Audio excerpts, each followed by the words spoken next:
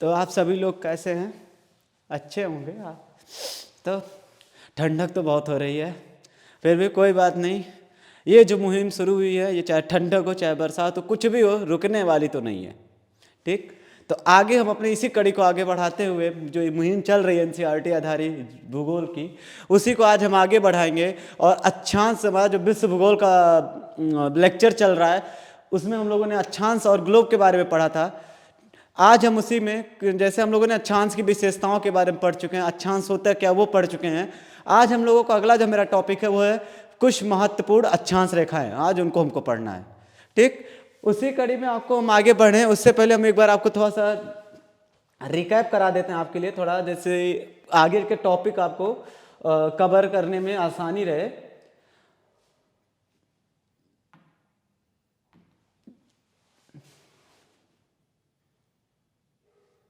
बस हाँ, जैसे हम लोगों ने पढ़ा था अक्षांश रेखा विषुवत रेखा के समानांतर होती हैं तथा एक दूसरे के समानांतर होने के कारण भी इन्हें समानांतर अक्षांश कहा जाता है। फिर हमने पढ़ा था इनकी संख्याओं के बारे में दो तरीके से, एक पढ़ा था हमने 179 लाइन्स, एक हमने पढ़ा 181। 179 एनसीईआरटी लिखती है और 181 कौन लिखता है? 179 प्लस 2 पॉइंट्स लाइन जो बताए थे, आपको याद होगा फिगर में अच्छा से डिटेल से फिगर दिखा कि हम बताएंगे, नहीं तो आप इससे जो मेरे प्रीवियस ईयर लेक्चर है जिसमें आप जाके देख सकते हैं अक्षांश के बारे में, आपको डिटेल में समझाया गया है फिगर विथ फिगर। आगे फिर हम लोग क्या पढ़े? ध्रुवों पर इनकी आकार घटती है, ये भी हम आपको उसमें समझाए थे। अक्षांश रेखा वृत्त के रूप में होने के कारण इन्हें हम अक्षांश वृत्त भी कहा जाता है, ये भी हम आपको बाय द फिगर समझाए हुए हैं। उसके बाद 1 डिग्री अक्षांश जो होता है वो 60 मिनट में, और 1 मिनट को हम लोग 60 सेकंड में बांट देते हैं। क्यों? जिससे हमको किसी भी स्थान का जो एक उचित लोकेशन है वो मिल पाए, यानी कि एग्जैक्ट जिसको हम लोग बोले कि एकदम ठीक लोकेशन मिल, मतलब स्थिति का पता लगे, इसलिए हमको इतने छोटे पार्ट्स में डिवाइड किए। उसी में आगे फिर हम लोगों ने पढ़ा था कि किसी शहर के हमको अक्षांशीय स्थिति अगर निकालना हो विषुवत रेखा से, या विषुवत रेखा से किसी शहर की दूरी बतानी हो, तो उसमें हम लोग क्या करते हैं? हम बताए थे कि उस शहर का अक्षांशीय स्थिति और गुणे क्या कर देते हैं, उसमें 69 कर देते हैं। ये देखिए ना 69 डिग्री से उसमें गुणा कर देते हैं, तो हमारा क्या आ जाता है? उस शहर की विषुवत रेखा से दूरी। 69 हम आपको बताए थे कि पृथ्वी के केंद्र से लेकर के अक्षांश बिंदुओं की औसत दूरी होती है। पृथ्वी के केंद्र से लेकर के अक्षांश बिंदुओं की जो औसत दूरी होती है वो कितनी होती है? 69 डिग्री होती है। ठीक है बच्चों, ठीक है, आगे हम लोग शुरू करते हैं अपना टॉपिक जो आज का है। उसमें हम लोग पढ़ेंगे कुछ महत्वपूर्ण अक्षांश रेखाओं के बारे में, जिसमें से आपको सबसे पहले आपको हम ये फिगर अगर दिखाएं, पहले समझा देते हैं, फिर हम लोग एक बार बोल देंगे, आप लिख लीजिएगा। पहले इस फिगर को अगर हम और बड़ा करें तो आपको एकदम क्लियर दिख रहा है फिगर। जो महत्वपूर्ण अक्षांश रेखाएं होती हैं उनकी अगर हम बात करें तो सबसे पहले आपको देखिए, सबसे एक नंबर पे क्या दिख रही है? ये 1 नंबर पे ये दिखा होगा, 2 नंबर पे ये महत्वपूर्ण रखती है, तीसरे नंबर पे ये 3 हो गई, चौथे नंबर पे हम इनको महत्वपूर्ण बना देते हैं, और 5वें नंबर पे ये पांचों महत्वपूर्ण रेखाएं आपको दिख रही होंगी। एक का देख रहे होंगे 0 डिग्री है, एक देख रहे होंगे 23.5 डिग्री है नॉर्थ में, एक आप देख रहे होंगे 66.5 डिग्री नॉर्थ में है, और एक आप देख रहे होंगे 23.5 साउथ दक्षिण में है, और एक आप देखे होंगे 66.5 दक्षिण में है। तो यही जो हमारी सबसे महत्वपूर्ण यही 5 अक्षांश रेखाएं होती है जिनसे रिलेटेड आपके क्वेश्चन बनते हैं जी, मतलब इन्हीं पे ही क्वेश्चन बनना है। तो आज हम इन्हीं रेखाओं के बारे में समझेंगे। तो सबसे पहले अगर हम बात करें तो हमको सबसे जो महत्वपूर्ण जो अक्षांश वृत्त है वो क्या है? 0 डिग्री की है। तो 0 डिग्री की अगर हम बात कर लेते हैं तो 0 डिग्री में अगर हम इसको फिगर को अगर थोड़ा सा साइड कर दें, या एक अगले स्लाइड में लिख लेते हैं, तो अगर हम बात करें 0 डिग्री के बारे में, तो 0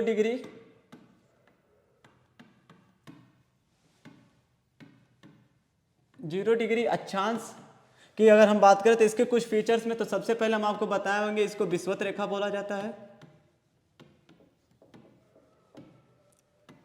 विषुवत रेखा बोला जाता है,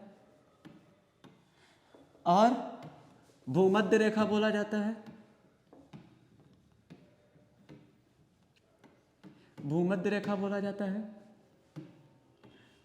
और इंग्लिश में बच्चों इसको हम लोग बोलते हैं लाइन ऑफ इक्वेटर। इंग्लिश में क्या बोलते हैं? लाइन ऑफ इक्वेटर, भूमध्य रेखा होता है। अगली इसी में बात करें तो ये क्या करती है? पृथ्वी को 2 बराबर गोलार्धों में बांट देती है। पृथ्वी को 2 बराबर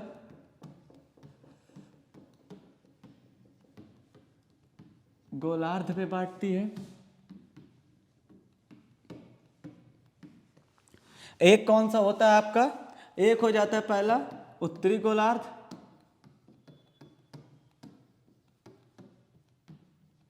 और दूसरा आपका हो जाता है दक्षिणी गोलार्ध।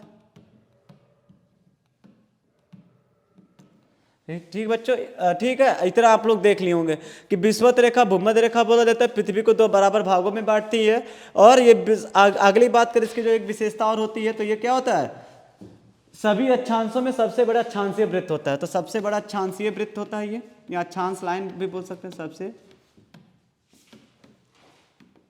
बड़ा अक्षांशीय, सबसे बड़ा अक्षांशीय वृत्त होता है ये। अगली जो हमारे, और इसके बारे में बाकी हम आपको वीडियो में तो बता ही चुके हैं। जैसे आप इसमें भारत की स्थिति से और इस सब में जब पूरे कंप्लीट आप वीडियो देखेंगे तो आपको पूरे इसके बारे में जानकारी हो जाएगी। आगे अगर हम बात करें तो जो दूसरी हमारी सबसे महत्वपूर्ण लाइन बनती है वो हो जाती है आपकी 23.5 डिग्री नॉर्थ, या 23.5 डिग्री उत्तर में। इसको हम लोग बोलते हैं बच्चों, पहला आप लोग को पता है, इसको हम लोग बोलते हैं कर्क रेखा। कर्क रेखा बोलते हैं, ठीक है। या cancer, cancer line of cancer होता है या ट्रॉपिक ऑफ कैंसर होता है, बस हम कैंसर लिंक। उसके बाद इसके बाद अगर हम बात करें भारत के परिप्रेक्ष्य में, तो भारत को 2 बराबर भागों में बांट देती है। भारत के 8 राज्यों से गुजर के हुए जाती है। ये सब हम आपको जो हमारी भारत की जो प्लेलिस्ट है, भारत की भौगोलिक अवस्थिति वाले प्लेलिस्ट में आप जाएंगे तो वहाँ पर आपको डिटेल में पूरा मिल जाएगा। तो कर्क रेखा ये तो होती है। उसके बाद जो बच्चों, और कर्क रेखा से रिलेटेड और कोई ज़्यादा महत्वपूर्ण बात होती नहीं है, ठीक है। जैसे एक और होता है कि सूर्य कब इस पर सीधी पड़ती है, कब तिरछी पड़ती है, तो ये सब हम इसके जस्ट बाद जब पूरा ये देशांतर पढ़ा देंगे आपको, तो उसके आगे फिर हम कवर करेंगे कि कब सूर्य इस पर सीधा लंबवत पड़ेगा, तो कब इस पर लंबवत नहीं पड़ेगा। सब बातें होंगी, धीरे धीरे होंगी। अगली जो हमारी आपके इंपॉर्टेंट हो जाता है जो लाइन होती है वो होती है आपकी 23.5 डिग्री साउथ में, ठीक, साउथ की लाइन होती है दक्षिणी गोलार्ध। 23.5 डिग्री दक्षिणी गोलार्ध की, ठीक है। इसको हम लोग बच्चों बस नाम लिख जान देते हैं, इसको हम लोग बोलते हैं मकर रेखा। आप लोग को बताया इसको क्या बोला जाता है? मकर रेखा, या फिर जैसे इसको कैंसर बोला जाता था, इसको बोला जाता है Tropic of Capricorn. Tropic of Capricorn, ठीक। फिर चौथे नंबर पे जो हमारी आती है महत्वपूर्ण रेखा वो होती है 66.5 डिग्री उत्तरी गोलार्ध में। इसको हम लोग बोलते हैं, इसको हम लोग क्या बोलते हैं उत्तरी गोलार्ध में? तो आर्कटिक वृत्त, आर्कटिक वृत्त बोलते हैं। ये सब अभी आप देख लीजिए, अभी जब फिगर में हम लोग सब समझेंगे कौन आर्कटिक है कौन क्या, बस अभी लिख लीजिए। और 5वें नंबर पर अगर हम बात कर लेते हैं तो सेम जैसे 66.5 डिग्री उत्तरी गोलार्ध में है, वैसे ही 66.5 डिग्री कहां पर होगा? दक्षिणी गोलार्ध में, जिसको हम लोग क्या बोल देते हैं? अंटार्कटिक वृत्त। अंटार्कटिक वृत्त। उम्मीद है कि आप लोग इसको, आपको क्लियर दिख रहा होगा जो भी हम यहां लिख रहे हैं। तो ये सब क्या है? 5 महत्वपूर्ण रेखाएं होती हैं जिनके बारे में हम लोग थोड़ा सा पढ़ते हैं। तो आते हैं हम लोग अपने सीधे फिगर पे। यहां तक आप लोग लिख लिए कि 0 डिग्री क्या है, 23.5 डिग्री को किस नाम से जानते हैं। तब आगे आते हैं हम लोग थोड़ा सा इसको समझते हैं इनके बारे में। देखिए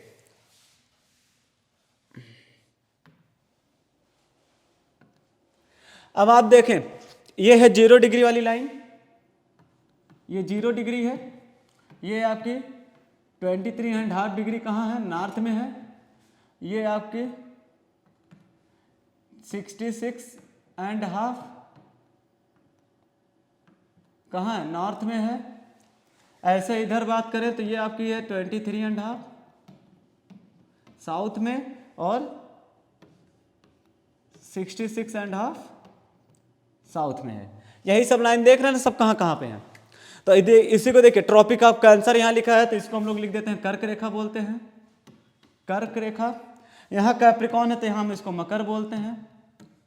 ये अंटार्कटिक सर्कल है तो इसको हम लोग लिख देते हैं अंटार्कटिक सर्कल, अंटार्कटिक सर्कल। और ये आपका है आर्कटिक सर्कल, ये आपका है आर्कटिक सर्कल या आर्कटिक वृत्त, आर्कटिक वृत्त, अंटार्कटिक वृत्त। फिर कि देखो सिंपल सा आप लोग याद कर लीजिए, ये है, देखिए ये है विषुवत रेखा, ये विषुवत रेखा। अभी आपको हम एक बार याद करवा देंगे सीधे डायरेक्ट, कोई दिक्कत नहीं। देख लीजिए एक बार, 0 डिग्री विषुवत रेखा, 23.5 डिग्री उत्तरी गोलार्ध कर्क रेखा, 66.5 डिग्री उत्तरी गोलार्ध आर्कटिक वृत्त, नीचे से 23.5 डिग्री दक्षिणी गोलार्ध मकर रेखा, 23.5 डिग्री आपका 66.5 डिग्री दक्षिणी गोलार्ध में तो अंटार्कटिक वृत्त। आइए एक बार मेरे साथ बिना फिगर देखते हुए एक बार हम लोग अपना पढ़ते हैं सिंपल सा। पृथ्वी को 2 बराबर भागों में या 2 बराबर गोलार्धों में बांटने वाली रेखा का नाम विषुवत रेखा। विषुवत रेखा के उत्तर में 23.5 डिग्री की जो लाइन होती है उसको हम लोग क्या बोलते हैं, कर्क रेखा। विषुवत रेखा के उत्तर में 66.5 डिग्री की जो रेखा होती है उसको हम लोग बोलते हैं आर्कटिक वृत्त। विषुवत रेखा के दक्षिण में 23.5 डिग्री की जो रेखा होती है उसको हम लोग बोलते हैं मकर रेखा। और 66.5 डिग्री जो दक्षिण में रेखा होती है उसको हम लोग बोलते हैं अंटार्कटिक वृत्त। ठीक, यानी कि विषुवत, विषुवत ऊपर कर्क, फिर आर्कटिक, विषुवत, मकर, आर्कटिक। सबका आपको हमको लग रहा है क्लियर हो गया होगा कौन सी लाइन को क्या बोलते हैं। अब यहां पर एक और आपका क्वेश्चन बन जाता है, अक्सर हम बात कर लेते हैं कि पढ़ते हैं कटिबंध के बारे में। थोड़ा सा कटिबंध के बारे में हम लोग पढ़ते हैं।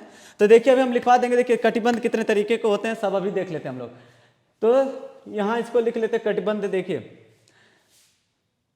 कटिबंध क्या होता है, तो दो अक्षांशों के जो बीच की दूरी होती है उसको हम लोग कटिबंध बोलते हैं। 2 अक्षांशों की जो बीच की दूरी होती है उसको हम लोग क्या बोलते हैं, कटिबंध। जैसे एक अक्षांश है, एक अक्षांश है, तो इसके बीच की दूरी यही सब तो है, तो ये सब पूरा क्या है, कटिबंध है। ये सब ऐसे ये सब क्या कटिबंध है। 2 अक्षांशों के बीच की दूरी कटिबंध कहलाती है। एक ये कटिबंध है, 2 अक्षांशों के बीच की दूरी कटिबंध होती है। ये सब पूरा क्या कटिबंध है, मतलब कि क्या है, कटिबंध है। 2 अक्षांशों के बीच की दूरी कटिबंध। तो हम लोग बात करते हैं कटिबंध के बारे में, कौन कौन सी होती हैं। अच्छी विजिबिलिटी के लिए हम लोग क्या करते हैं, ये ब्लैक कलर ले लेते हैं इसमें। तो कटिबंध की अगर हम बात करें तो सबसे पहले जो आपका बात करें 23.5 डिग्री दक्षिणी गोलार्ध से लेकर के 23.5 डिग्री उत्तरी गोलार्ध के बीच में जो कटिबंध होता है उसको हम लोग बोलते हैं उष्ण कटिबंध। उष्ण कटिबंध बोलते हैं, उष्ण कटिबंध बोलते हैं। इंग्लिश में इसको हम लोग बोलते हैं टॉरिड जोन। क्या बोलते हैं, टॉरिड, TORRID, टॉरिड जोन। यानी कि 23.5 डिग्री दक्षिणी गोलार्ध से लेकर के 23.5 डिग्री उत्तरी गोलार्ध के जो होता है उसको हम लोग क्या बोलते हैं, उष्ण कटिबंध बोलते हैं। उसके बाद आते हैं हम लोग 23.5 डिग्री उत्तरी गोलार्ध से 66.5 डिग्री उत्तरी गोलार्ध की तो बीच की लाइन होती है उसको हम लोग बोलते हैं शीतोष्ण, शीतोष्ण कटिबंध बोला जाता है।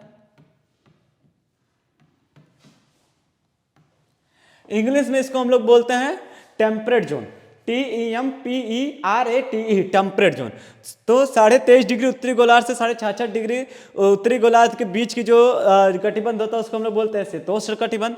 तो इस वाले को भी तो देखेंगे 66.5 से लेकर के और 90, 66.5 और 90 के बीच का जो होता है उसको हम लोग बोलते हैं शीत कटिबंध, शीत कटिबंध उसको बोला जाता है, या फिर फ्रिज्ड जोन, FRIGID, फ्रिज्ड जोन। ठीक है, सेम यही तरीका नीचे आपका आएगा। 23.5 डिग्री से लेकर के 66.5 डिग्री दक्षिणी गोलार्ध को हम लोग बोलते हैं कौन सा, अब उष्ण तो होगा नहीं, क्योंकि उष्ण तो इधर ही है, शीतोष्ण, तो इधर भी ऐसे शीतोष्ण हो जाएगा, शीतोष्ण कटिबंध, या फिर साउथ टेम्परेट जोन, या north temperate zone, south temperate zone, या उत्तरी शीतोष्ण कटिबंध, दक्षिणी शीतोष्ण कटिबंध। जैसे उसका ऊपर हम लोग क्या बोलते हैं, शीत कटिबंध, इसी को क्या 66.5 से लेकर के 90 के बीच का जो होगा उसको भी यहां पर क्या बोला जाएगा, शीत कटिबंध।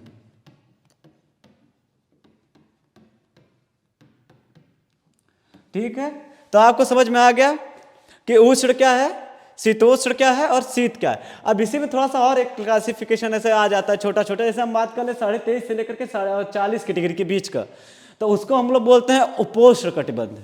ऐसे इधर 23.5 से 40 के बीच में इधर जो होगा उसको उपोष्ण, 66.5 नहीं 40 के बीच, 23.5 डिग्री से लेकर के और 40 डिग्री बीच में होगा कहीं, तो जो 40 डिग्री यहीं की तो होगा आपका, तो इसको हम लोग बोलते हैं उपोष्ण। ऐसे इधर क्या है 23.5 से यहाँ कहीं 40 आएगा, तो ये जो एक लाइन बनेगी उसको हम लोग क्या बोलते हैं, उपोष्ण। शीतोष्ण तो आपका क्या हो जाएगा 40 से ऊपर, या पूरा शीतोष्ण होता है, लेकिन अगर उपोष्ण की बात आएगी तो उपोष्ण क्या होगा 23 से 40 डिग्री उत्तरी में भी, और 23 से 40 डिग्री दक्षिणी में भी आपका क्या होगा, उपोष्ण होगा। ठीक, तो उष्ण का हम लोग समझ लिए, उष्ण कटिबंध। अच्छा, ये सब कटिबंध डिसाइड कैसे किए, निश्चित कैसे होते हैं, तो ये सब आप लोग को हम बता दें, सब के सब सूर्य की किरणों के ऊपर डिपेंड है, सूर्य की ऊर्जा पे, या सूर्य से कितनी ऊर्जा कहाँ पर मिल रही है उसके ऊपर सब निर्भर है। जैसे कि अगर हम बात करें तो आप देखिए, एक बात आता है अक्सर कि सन के हम लोग बात करते हैं अपरेंट मूवमेंट के, तो आप ये लोग लिख लेंगे, हमको उम्मीद है कि शीतोष्ण कटिबंध कहाँ से कहाँ तक होता है, उष्ण कटिबंध कहाँ से कहाँ तक होता है, और ये सब आप लिख लेंगे। तो जैसे शीतोष्ण की बात करेंगे, दक्षिणी शीतोष्ण कटिबंध की बात करेंगे तो 23.5 से 66.5 के बीच में, उष्ण कटिबंध 23.5 दक्षिण से लेकर के 23.5 उत्तर के बीच में, उत्तरी शीतोष्ण 23.5 से 66.5, और उत्तरी शीत कटिबंध तो 66.5 से 90, दक्षिणी शीत कटिबंध तो 66.5 से 90 दक्षिण गोलार्ध में। तो आप ये लोग लिख लेंगे। ठीक है, हम लोग बात कर रहे थे कैसे इसको डिसाइड कैसे किया जाता है, तो इनको सिंपली डिसाइड किया जाता है सूर्य के तापमान के ऊपर। सूर्य का तापमान कैसे बताएं अगर हम, तो जो सूर्य होता है, जो सूर्य है, सूर्य का एक हम लोग आभासी गति की बात करते हैं, सूर्य की आभासी गति, सूर्य की आभासीय या आभासी गति। तो जब भी आपकी आएगी सूर्य की आभासी गति की बात की जाएगी, तो जो सूर्य की आभासी गति होती है वो आपकी होती है 23.5 डिग्री उत्तरी गोलार्ध से लेकर के 23.5 डिग्री, अरे यहाँ 23.5 होगा, 23.5 डिग्री दक्षिणी गोलार्ध के बीच में। ठीक है, 23.5 से लेकर के 23.5 डिग्री दक्षिणी गोलार्ध के बीच में सूर्य का अपरेंट मूवमेंट होता है। जैसे कि आप इस फिगर को उठाएं और बताएं आपको, ठीक है, 23.5 डिग्री के बीच में होगा, यानी कि सूर्य हमेशा कहाँ मूव करेगा, सन हमारा ऐसे, अगर ये सूर्य की किरणें इस पे पड़ेंगी, ठीक है, अगर हम माने ये सन की किरणें यहाँ पर पड़ रही हैं, अगर सन की किरणें यहाँ पड़ रही है तो सूर्य ऐसे है यहाँ पर, तो ये जो सन है वो यहाँ से यहाँ तक के बीच में आभासी गति करता है। आभासी, याद रखिएगा, सन की अपरेंट मूवमेंट की बात होगी, हमेशा आभासी गति की बात होगी। ठीक है, तो सूर्य की आभासी गति कहाँ से कहाँ तक होती है, 23.5 डिग्री उत्तरी से लेकर के 23.5 डिग्री दक्षिणी के बीच में सूर्य की आभासी गति होती है। यानी कि सूर्य क्या होगा, इन्हीं के बीच में हमेशा रहेगा, यहाँ आएगा और यहाँ से फिर कहाँ जाएगा, यहाँ पर ऐसे एक बार चला जाएगा यहाँ तक, और उसके बाद फिर एक बार इधर यहाँ आएगा। ठीक है, तो यानी किसी के बीच में सूर्य हमेशा गति करेगा। तो जब सूर्य हमेशा यहाँ गति करेगा तो यहाँ पर ऊष्मा हमेशा पड़ेगी कि नहीं पड़ेगी, ऊर्जा यहाँ ज्यादा होगी कि नहीं होगी, और सूर्य की किरणें सीधी भी पड़ रही हैं। यहाँ पर क्या हो रहा है, पहले तो सूर्य की किरण सीधी पड़ रही है। ठीक है, अगर सूर्य की किरण पड़ रही है तो जैसे अगर हम सूर्य की किरणों को ड्रा करें, ये देखिए यहाँ से एक अलग, आपको हम यहाँ से इसको पहले क्या करते हैं,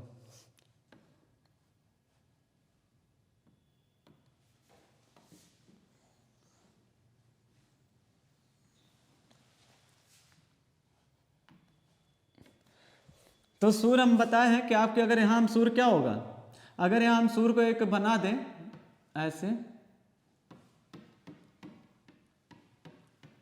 और हम आपकी बात करें अगर सूर्य यहाँ बना दे रहे हैं तो सूर्य की किरणें की अगर हम बात करें तो